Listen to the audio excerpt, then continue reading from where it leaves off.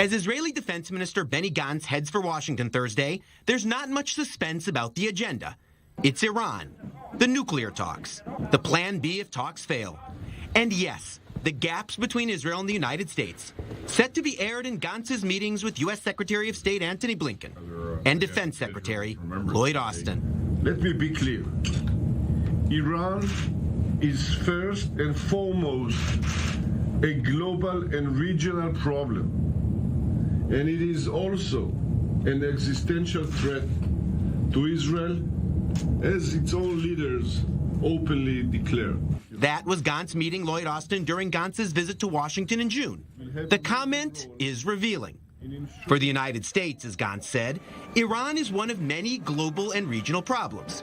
For Israel, Iran is an existential problem, the one central problem. That gap sets up this visit by Gantz to Washington, where the rhetoric might be further stepped up, in keeping with the message from Israel in recent weeks. Our eyes are open, we are on guard, and we will, together with our colleagues in the defence system, do everything needed to push back the threat to the state of Israel and to liquidate it. Gantz is expected to ask the Biden administration to use some form of military action against Iran, or to ramp up sanctions enforcement. The Biden administration will want to show it has respect for Israel. But this is also an administration that wants new priorities for U.S. foreign policy. A costly, full-on campaign to enforce Iran sanctions may not be the administration's New Year's wish.